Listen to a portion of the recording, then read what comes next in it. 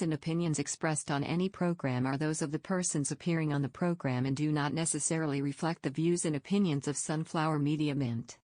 Some programs might include strong images or language that might be suitable for all audiences. Viewer discretion is advised. What can you do with 30 minutes? For us, we define things. Straightforward. New perspectives. No gray area. It is black and white. You're listening to the New You Podcast.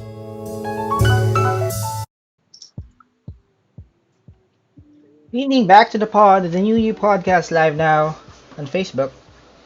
9th of June, episode 13. Still on the show with Reg. My name is H. And our guest for tonight. Well, she's not your typical new mom. And well, she's typically new to motherhood. Welcome to the show, Miss Dani Barretto. Hi, Dani. What's up?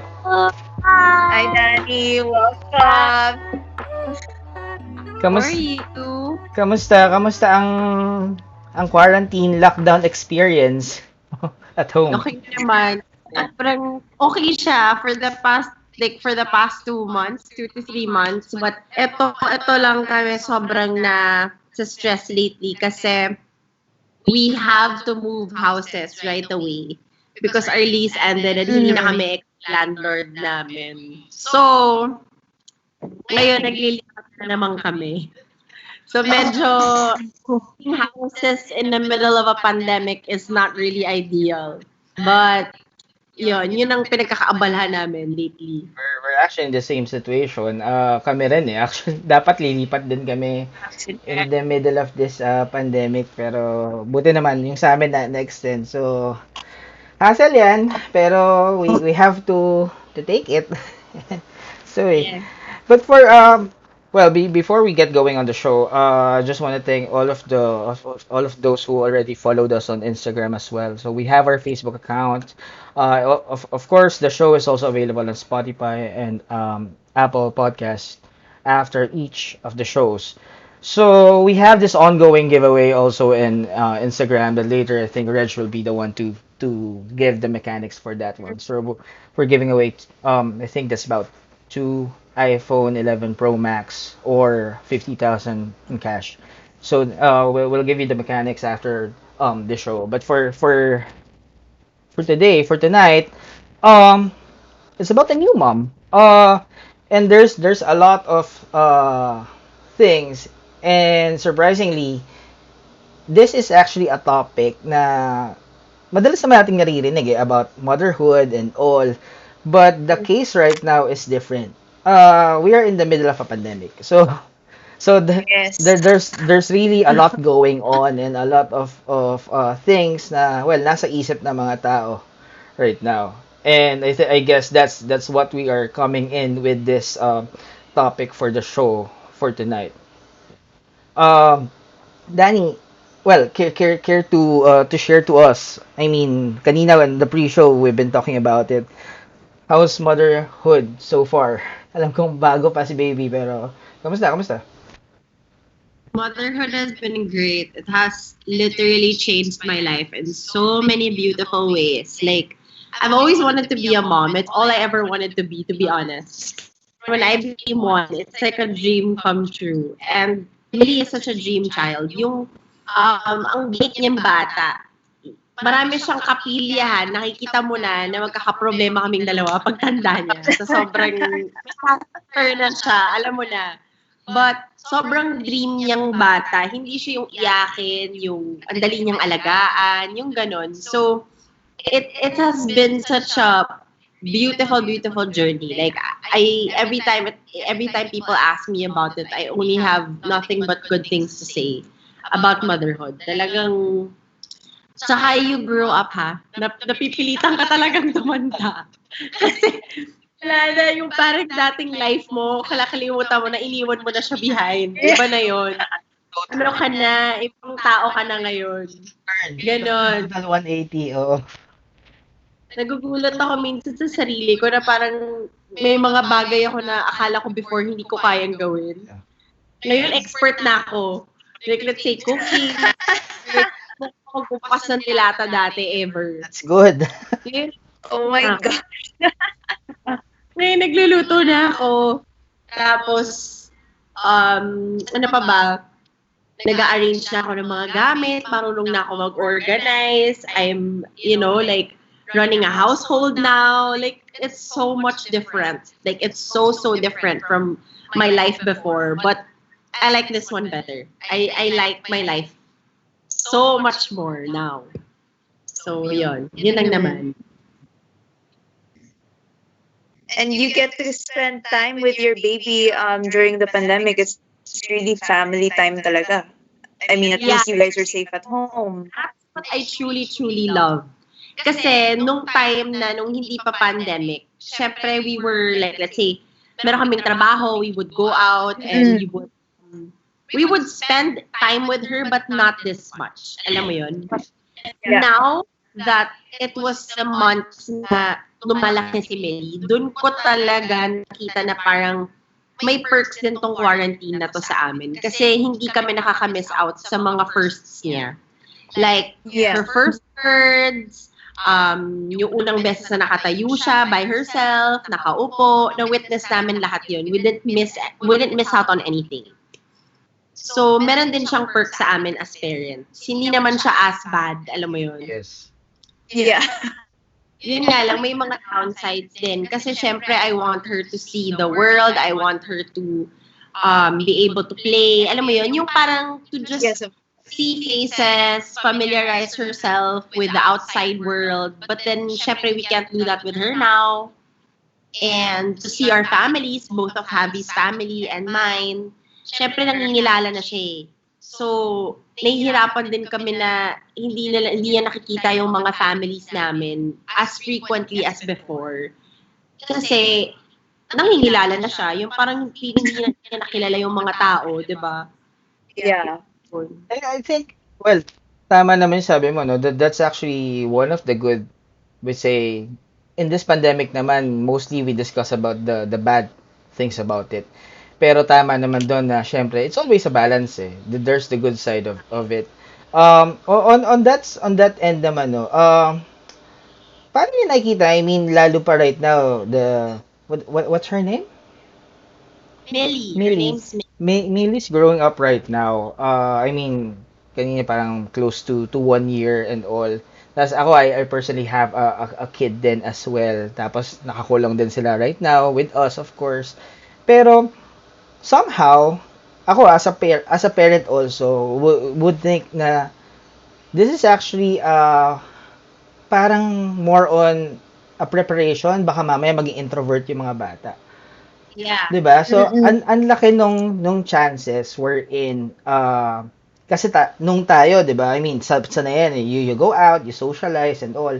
Pero right now, it's really kayo lang, the parents themselves, yun na yung kausap. So, Yeah. how do you engage them somehow pa rin? I mean, nakakalabas din ba kayo or somehow you do things kahit sa garden or wherever para at least they get to see? Kami, what we did is, we bought a pool. Nilagay natin siya sa rooftop. So, before kasi when Millie was at least mga 4 months, ayaw na ayaw niya sa tubig. Ayaw na ayaw niya sa swimming pool. So now, itong quarantine na to, nag-isip kami ng mga kung anong pwede niyang gawing activities. Kasi syempre limited. Kasi bawal din sa village namin lumabas pa, maglakad, and all of that. Recently lang talaga siya na payagan, no, nag-GCQ na. But for 2 months, we couldn't bring her out. And we used to walk her every day. May routine kami nun dati. So, itong quarantine, what we did is we bought a pool. Tapos, pinagsiswimming namin siya every other day. So, ngayon, sobrang water baby niya na. As in, she really loves the water now. And nakaka-exercise din siya. Naglumalakas yung legs niya, pati arms niya.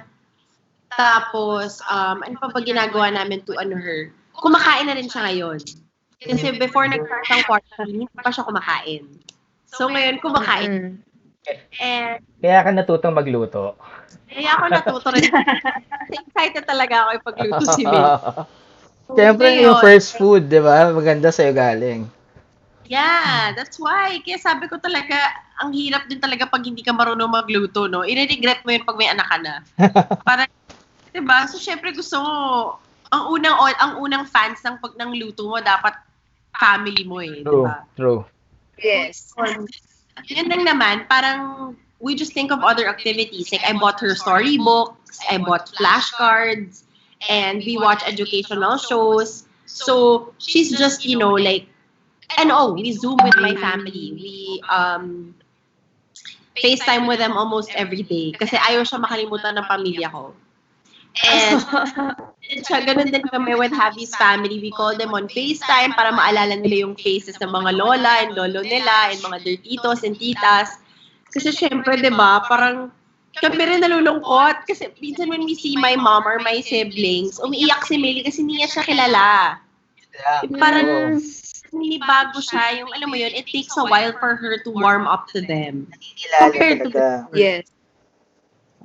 So, yun. I mean, So- kung tayo ng mga adults na nag-a-adjust with the situation, what more the kids, di ba? Oh. Ano pa kaya yung bata? Totoo naman. It's really an adjustment for everyone. I think it's good though that even though magna 9 months pa lang si Millie, inumpisahan mo na siya with the storybooks, with reading, with flashcards, and with the educational videos. I think that's good use of time under the quarantine, especially since she's still young. Ang dami niyang na-absorb eh. Kasi as parents, lalo na ngayon, quarantine, you'll be super creative. Makakaisip ka ng kung ano-ano pang ways para libangin yung child mo. Kasi syempre, bahala ka na. Diba? Bahala ka na. Kasi tayo naman makakahanap tayo ng gagawin eh. But these are kids. We're responsible for these kids. I mean, Yeah. pag bored sila, damay tayo. Kasi syempre, pag bored sila at bad mood sila, sino bang mag-absorb? Tayo rin naman. Diba? So, like, it's just like finding and being creative of kung anong pwede mong gawin. Like, I also bought her educational toys. Like, she has wooden toys, she has mga toys, yung mga may iba-ibang textures, so she can exercise yung mga senses niya, yung mga ganyan. Nag-research na ako, lahat ginawa ko na. You're really a mom now. You're really a mom now. Yeah, that's when I really knew. Okay, I am a mom. That's it. I'm already a mom. You're doing good knowing na 9 months pa lang yan, ah. I mean, Yeah, no, because you know the way you parent, you're so excited. Yung parang lahat gusto mong gawin para sa anak mo. So pag lumaki na, mauubusan ka na ng ideas. Kasi naubos na ng bata. No, but yun nga, like it's just been great. Kaso nga lang, ang dami ko sana gustong gawin. Gusto ko siya enroll sa daycare. I wanted to take her to Gymboree. I wanted to take her to Disneyland. Oh my God, siguro 5 years old ko pa madadala yung anak ko sa Disneyland. No, yeah. Matagal pa yan. Pag may vaccine na. That's why. But, yeah. You see kids ngayon, yung mga bata ngayon, pag nakakita ka nagbabike sila, tapos naka-mask na sila ngayon, naka-face shield. True. Yung parang that's what makes me sad. Because our childhood, we were so used to like, yung Wala eh. Walang like, madumi tayo, uuwi tayong madumi, puro sugat. Alam mo yung experience na nakupunta sa bike, yung madumi kapag uwi. Wala nang ganun ngayon. Like, it's so, that's what scares me because I had a good childhood. Like, I always remember playing in parks, playing with my neighbors. I remembered most of my childhood friends were from my neighborhood. Alam mo yun? So it's just, that's what makes me scared as a mom that like, I'm not sure if my child will be able to have that childhood. Yun eh. Because this pandemic is really making you realize a lot of things. Because hindi natin alam kung kailan to matatapos. And if man, babalik at babalik din yan, di ba? But it's been how many months already? I think everybody has fully adjusted. That's why everybody's calling it now the new normal. It's so sad to call it the new normal. Like, I'm sure you get me. You guys get me. Like, it sounds so scary when you say it's the new normal. Yeah. It's a sad reality. It is a sad reality. especially like lately since GCQ was lifted, nanibago ako when I went to the malls. So, Ako grabe, din.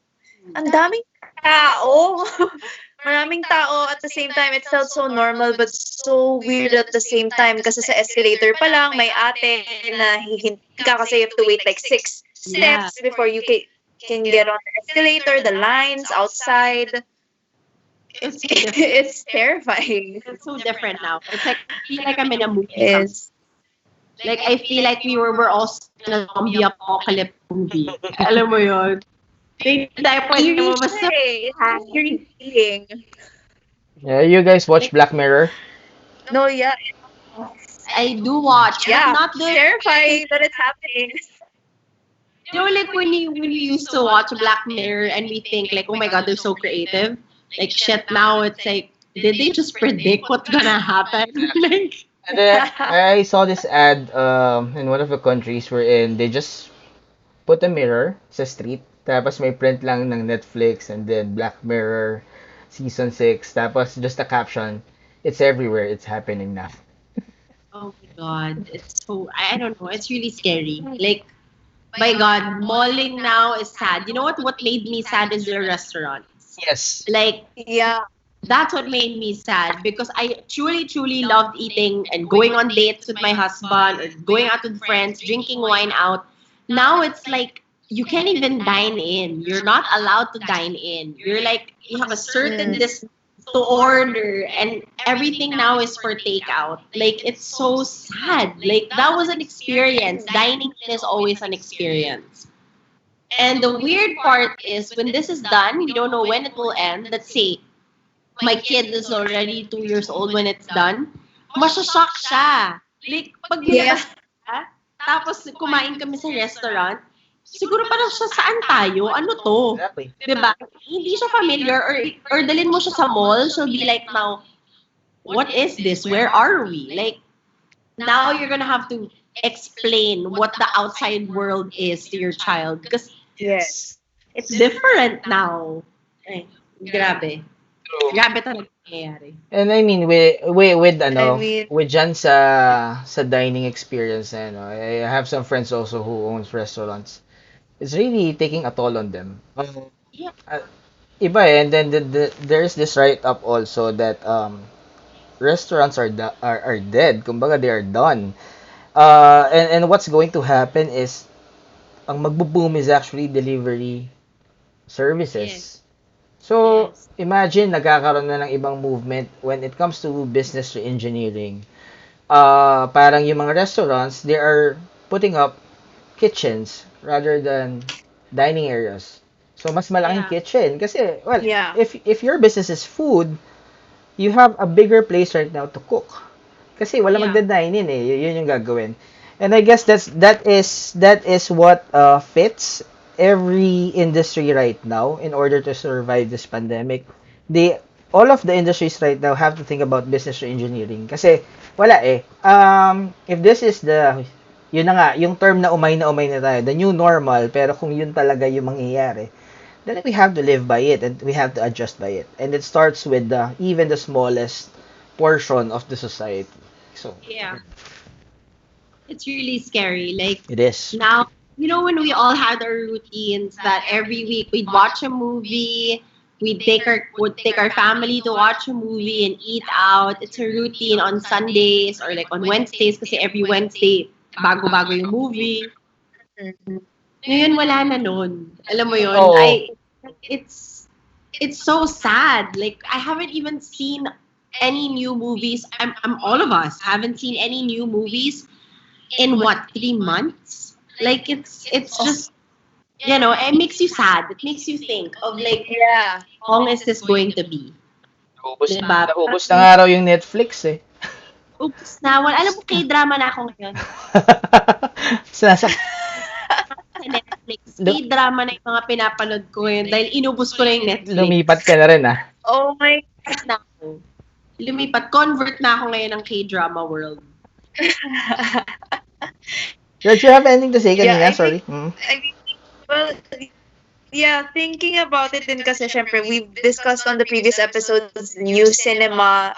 That was our first episode on the podcast, and definitely I don't think we really appreciated the simple things and the simple privileges we had, like dining in. It's an experience. Watching a movie is an experience with your family in the theater room with popcorn, and it's something that I mean, syempre, right now you can't take Millie out to see her first movie in a theater anymore. Hindi siya masasanay sa experience, getting excited for the new release or for the premiere show. It's kind of sad to think about it, but I mean, I'm still not losing hope na eventually at least we can find a vaccine or solution to this pandemic. Yeah. If not for us, at least for future generations din man lang, di ba? Kawawa din if they grow up in that situation na hindi nila may experience yan. No, kasi lahat tayo na-experience natin yun eh. Mhm. We have great stories of the outside world because we've all experienced it. But how about the new generation? To be honest, the new normal is for the new generation because we've lived our Yeah. we knew what we knew what normal was once. Alam mo yun? But now the new generation, the babies that are being born every day, this is their normal now. Mhm. Yun na yun. Tayo, ito yung bago sa atin. But them, ito na yung normal sa kanila. Ito na yung makakasanayan nila for God knows until when. I hope it is soon. I hope that it will be a better, I hope the 2020 will have a better year-ender plan for us. But Yeah, definitely. malabo. Yeah. I want to be optimistic at the same Well, time. what Yeah. they did say though, Go, Reg. sorry, Haz, remember what they said though? Like, for example, we can't really watch in the cinemas anymore kasi syempre social distancing. So they said that maybe drive-in theaters would get back. Like that trend Yeah. of back, like way back, na magkaka-drive-in theaters na rin. So parang bumabalik siya eh. Lord, sa Because traffic of the pandemic. I just found it very interesting. mo, saan natin nilalagay yung drive-in theater? Back traffic, papasok ng drive.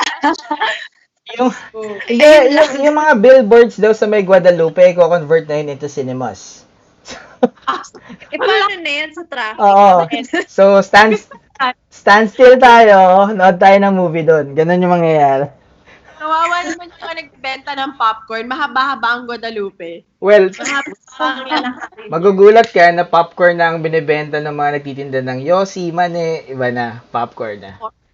hotdog. Yes, so, Parang yun. mini games lang. Ganyan na. Edition. Anyway, kidding aside, Danny, I have a question for you. I mean, with you as a mom right now and talking about this, this is the normal for the new generation, kumbaga. Uh, how are you preparing yourself? Actually, si Millie hindi pa since 9 months pa lang yan. Pero how are you preparing yourself na eventually kasi it's going to be all digital. Yes. 'Di ba? Kumbaga, nandun tayo sa side na we're in, we lived yung gitna eh. We experienced the Yeah. manual and then what's digital. Yeah. Oo. Pero with them, no. Yun nga eh, they will all experience totally a new experience na. Digital na yung Yeah. lahat. And with the current, paano ba, yung epekto niya sa tao, ng digital, honestly, yung attention span, yung build up, Yeah. and all.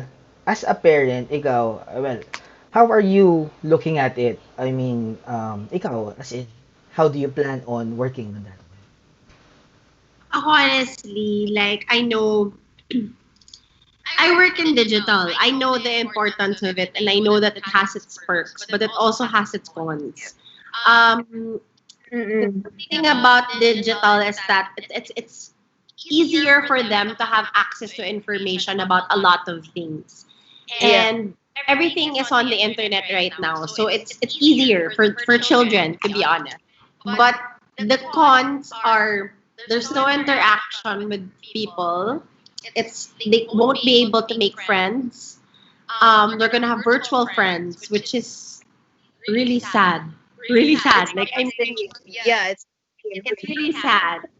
And three, wala na silang, alam mo yung wala silang interaction with the world. Like, they don't know what it's like to be able to play outside, to be able to learn new things, because you learn that from other people you make friends with. You learn that from your neighbors, your classmates, and all of that. Life in general, you learn from experiences. Now they're limited. They're limited to their tablets, their laptops, or whatever digital platform they're gonna have. But I think I'm preparing myself to be more creative as a mom, to still give her that experience, at least just a, kahit 5% of that man lang. Alam mo yon, yung parang, I'm very happy that I have kids in my family. Marami kaming bata sa clan namin. So she'll be exposed to kids. So that I can, pwede ko pa magawa ng paraan yung interaction. And siguro yung sa tablet na lang, and siguro yung sa screen time, yun yung problema ko eh. Kasi paano mo, kung sanay na ang bata manood at mag-aral sa internet, ano nang gagawin ng bata after? Feeling niya wala na siyang magawa after that. Feeling niya boring na yung life kapag walang tablet niya. Kasi yung buong buhay niya tumatakbo sa tablet ngayon. Exactly. So, diba, yun yung pinaka-ano sa akin eh. Yun yung fear ko as a parent. Kasi, at least before, diba, I'm pretty sure you would understand this, Harley. Kasi we can enroll them to let's say, a music school, piano lessons, singing lessons, and all of that. And they'll keep their mind off of their tablets or their iPads. Alam mo yun, or video games. But now wala nang ganon. Like, wala nang ganon. Lungkot, diba? no? Yung, Lungkot. ang hirap. Like, lahat ng online classes ngayon sa tablet din. Yes. So, parang, paano na? Paano na? Kailangan ko rin ba matuto mag-gitara or mag-piano para ako na para sa anak ko? Like, uhahantong na ako sa ganun, di ba? Parang, sobrang hirap. Like, as a parent, it's a struggle. People think like, okay, it's easy. Yeah, but when you're responsible, pagka may responsibilidad ka sa isa pang tao, hindi mo naisipin yung sarili mo. Kasi tayo, alam na natin kung paano natin lilibangin sarili natin eh. Pero yung mga batang to, oh my God, hindi ko alam. Alam mo yun, yung parang sometimes I catch myself thinking like, oh my God, I remember swimming with my cousins. Naalala ko, natatakbo kami lahat sa sobrang laking garden. Yung, alam mo yun, yung memories ko ng ganun, yung childhood. Pag umuulan, yeah. Uulan, lalabas kayo lahat, mag-uunahan kayo, or sa beach, gagawa kayo ng sandcastles, mag-aano pa kayo ng mga toys. Alam mo yun, yung parang those things. Like, I wanted to bring my child to so many places. Alam mo yun, to the beach. I wanted her to immerse herself with the simple life. And alam mo yun, yung mga ganon. And then now, like, I have to think of other things. Like, I'm gonna learn how to bake now, so I can teach my child how to bake. That's another activity. Diba? Like painting, I'm just going to have to learn how to paint. Because she needs art classes, real art classes, not digital drawing art classes. Alam mo yun, I don't want my child to have to rely to an iPad and draw and paint. No, I want her to get her hands dirty. You know, I want her to experience painting, getting dirty, kahit paintan niya na yung wall, okay lang. Alam mo yun, ma-activate ng yung activity, yung creative brain. Kasi doon tayo lahat natuto eh. Alam mo yun? And even the motor skills. Kasi, di ba, kahit pa, sige, nag-iisip tayo, watching the whatever online content there is. Pero, habang ginagawa mo yun, the painting itself, motor skills pa din yun eh. Kumbaga, even though, di ba, na-develop natin yung creative side of the brain, pero, the muscles can't react. Hindi siya sumabay, hindi magsabay yung utak tsaka yung katawan natin to be productive and all. Well, I think that's the same for sports also. Yes. Also, mga sports activities, team sport. Yeah. Very important part din yan, our experience sa childhood eh. Yeah, like everything. Sportsmanship, you learn how to be patient, to be loyal, to be, ano pa ba? how to be part of a Discipline. team, to how to work well with others. Alam mo yon, yung you learn that from PE, you learn that from sports. Now, sinong ka-teammate ng anak ko, kaming dalawa ng asawa ko. Sabi mo na yung yaya niya. Diba? Ganun eh. Ganun ang well, and until we feel so certain about the current situation hanggat and this is a problem na hindi lang naman sa atin nangyayari. Kumbaga, it's a global thing na talagang wala tayong kahawak-hawak. Well, add on ko lang, Danny. I mean, getting into the studies nitong mga bata, no? I mean, with the kids. Right now, let's say nasa school year age na tong si Millie. Okay? And with the current situation right now that we have, uncertain ang school year. Yeah. As a parent, kumbaga ikaw yung mismong someone to decide. What's your take in terms of the school year? Yeah, of course. Kasi for some, there are discussions wherein gusto nila, of course, face-to-face or syempre limited resources. Iba't iba kasi. When we talk about society, it's different angles and perspectives. So, masyadong malawak. Pero, sa'yo, kumbaga, I mean, on that note, there are options for blended as well, wherein limited daw yung days na papasok sa school. But still, papasok sa school. Or full online. And when we talk about full online, you go naman dun sa tablet sa pinag-uusapan natin kanina. So, No, I think, I'd prefer just babawasan na lang yung school days because at least they still have experience of what school is.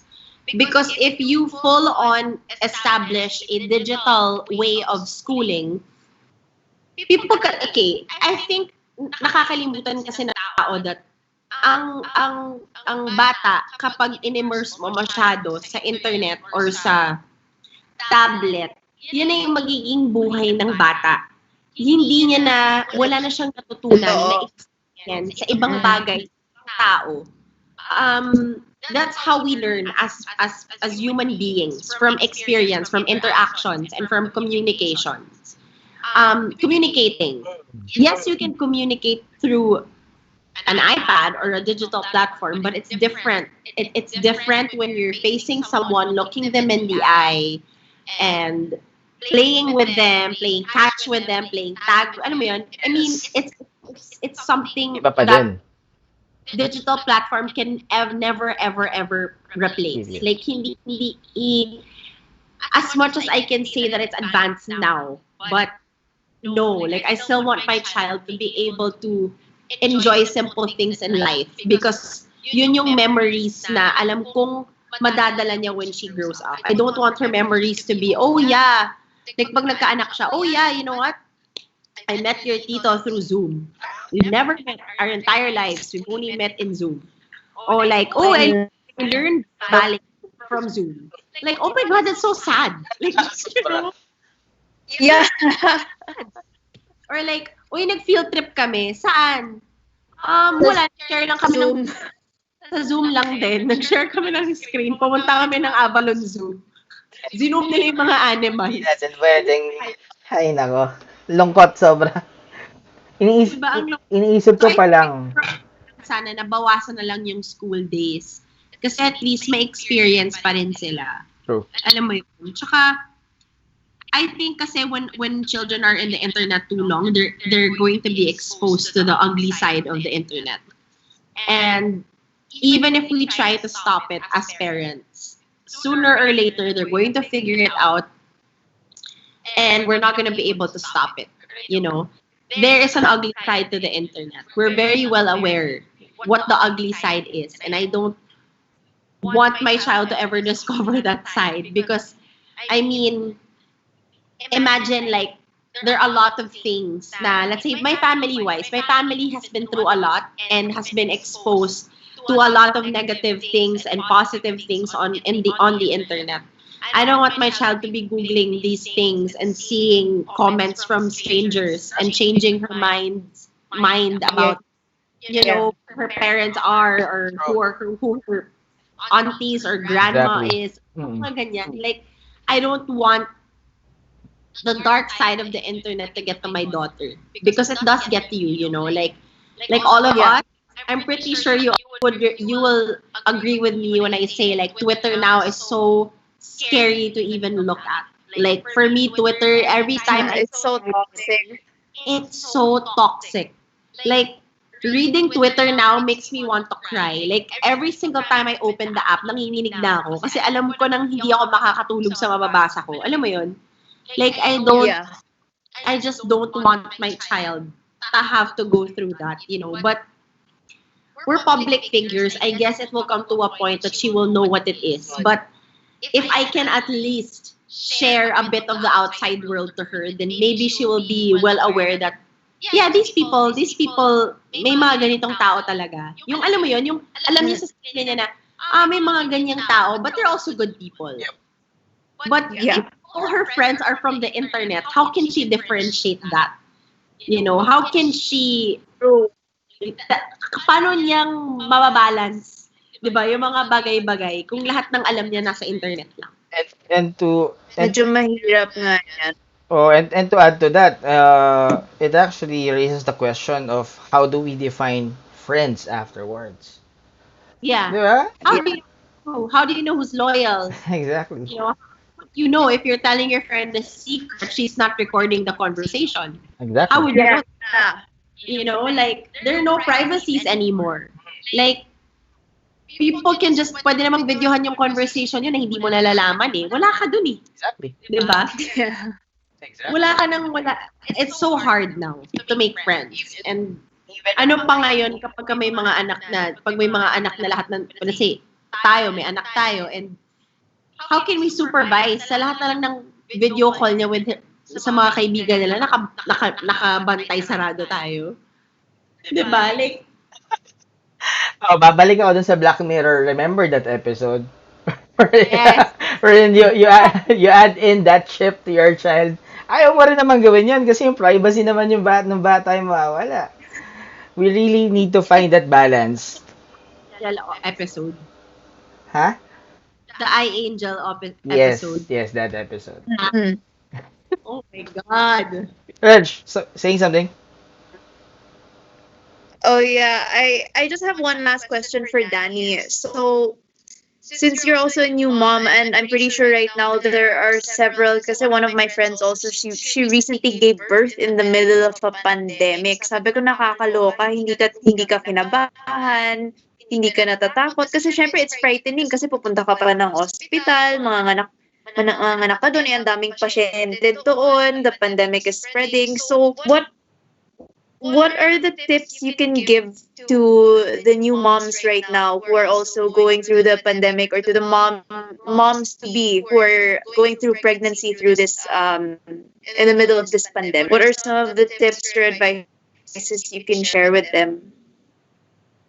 What you're feeling is so valid. If we're all praying, I'm pretty sure you are more praying because you're carrying a child, or you have a newborn. So first, don't blame yourself for that. It's not your fault. I wish that it was just that easy. We can just blame someone for this, but no, like, it's happening to everybody. And two, you can always ask for help. There are a lot of people who are willing to help you.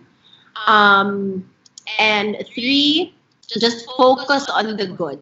Focus on your child. Focus on that beautiful blessing that you have. And I know that you're scared, but as long as you are home, and huwag ka muna siguro mag-accept ng visitors kasi it's yung scary part yung visitors. Don't expose muna your baby to people that are exposed to the outside world. Yun na lang muna. Just take the necessary precautions for you and your baby, and take care of your mental health as well, because if the mommy is happy, the baby is happy. Yun. So Very true. take care of that as well. So if you think that you feel sad about something, or you're depressed, or you have anxiety with what's going on with the world, seek help right away, or try to divert your emotions to something better and lighter. Like, ako, before when I had postpartum, all I do is just look at my kid and just remember, like, what the heck am I crying for? Like, ba't ako umiiyak? Like, I'm blessed with a kid. I have a good, I'm living comfortably. I'm healthy. My child's healthy. What am I crying about? Alam mo yun? Yung parang, I think you just ipa-prioritize mo lang yung importante. It's not that you're neglecting what you feel. It's just more of like you're prioritizing what's important. So It's nice. at the moment, what's important is you're healthy, your mind is healthy, and your baby is healthy. Yun lang yun. And you're going to be okay. I think yan ang medyo kulang na nasasabi sa mga new moms na parang you're gonna be fine, alam mo yun. Parang takot na tayo lahat sabihin yan, but you know, truly you're gonna be fine. It's another, this too shall pass. Yun na lang. Like, I'm just trying to keep an open mind right now because if I drown myself with fear from whatever is happening in the world, I won't be able to function as a mom because I don't fear for myself anymore. I fear for my kid. You know, whatever is out there or is happening out there, 'di ba? Damay na yung anak ko eh, 'di ba? Definitely. Okay na ako. So, I totally understand what you feel. And it's valid. Yun lang yun. Because there are people who always say, alam naman natin eh, diba? There are people, may mga haters na nagsasabi na wala kang karapatan to feel a certain way dahil mas maraming taong naghihirap, mas maraming taong ganyan. That is true. That is very true. But it doesn't mean that wala kang karapatan. Yes. What you feel is valid. Yeah. Kung na-hurt ka, natatakot ka, may anxiety ka, normal yan. Lahat tayo natatakot. We were not equipped for this. No one, not even the government, is equipped for this. We were all shocked by this. Alam mo yon? So, I think that's the best advice that I can give. That it's okay. You know, we're gonna get through this. As I know that's tacky and everybody says that a lot, but we're going to get through it. And when we do, I'm pretty sure the whole Philippines is going to rejoice. And I'm waiting for that moment. It's pretty solid. Thank you for that. That's actually what most of us need to hear, lalo na nga yung mga new moms right now and those having depression, anxiety, not just even moms, kumbaga, just kahit sino, kahit sinong na in this pandemic, we are all in the same situation, same page. Totoo naman yun. Everything's happening right now. Pare-pareho tayo ng pinagdadaanan. Pwedeng magkakaiba yung kinalalagyan natin. But, we are all humans. Yun yung pinaka common denominator here. So, if you feel fear, the same with everyone else. If you feel happy, same with anyone else. Magkakaiba ng sitwasyon, pero it's the same feeling for everyone. Danny, before we wrap things up, well, the new mom, like what we always do here on the show, how do you see the new mom? And when we talk about the new mom, you are a new mom, and being a new mom in this new generation, in this new normal, how do you see the new mom right now? The new mom is more creative. The new mom is a super mom because this is a totally different world that we're entering.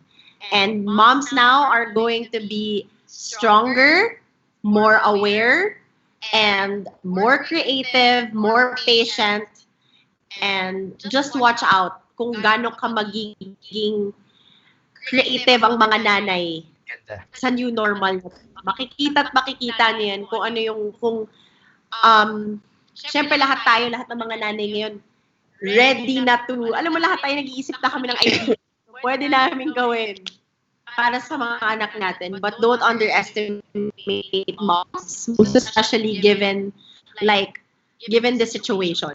Kasi lahat kayang gawin ng nanay, lalo na kapag alam namin baka maapektuhan yung mga anak namin. Mentally, emotionally, and physically. Not even moms, even parents in general. You know, parents will always do everything for their child. So, parents now, the new parents of this new normal will be my gosh, stronger and wiser. I truly believe. So, mabuhay tayong lahat. Kaya natin to. Kaya Alam bibitaw. Thanks, kaya natin to. thanks, Danny. Pero before we wrap things up, meron nag-comment dun sa stream eh. Reg, do you see it? Yeah, well, she's actually requesting for you to, well, a vlog. Yeah, Wait go. lang. Oh, so Miss Eileen Ramiro commented asking, Miss Dani, can you also have a vlog about being a first-time mom, preparation and all? I'm currently pregnant. So Yes, sure. she's currently pregnant right now. So yeah.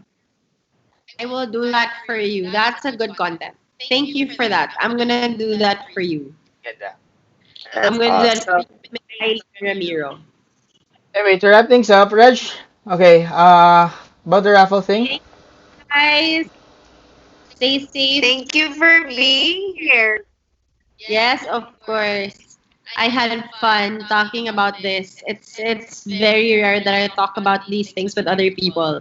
So I'm glad that I got to get that out. So Ganda, thank you maganda. guys for also listening. Sure. Reg, hello? Yes, Yeah, Harls. Yes. about the giveaway from how can they join the one that we mentioned earlier. Right. So yeah, actually we're going to be picking two lucky winners to give away an iPhone 11 Pro Max or 50,000 pesos in cash. So I'll just go briefly through the mechanics. So yes, iPhone 11 Pro Max or 50,000 pesos cash. Medyo pabongga siya. Ako dyan. First, pwede.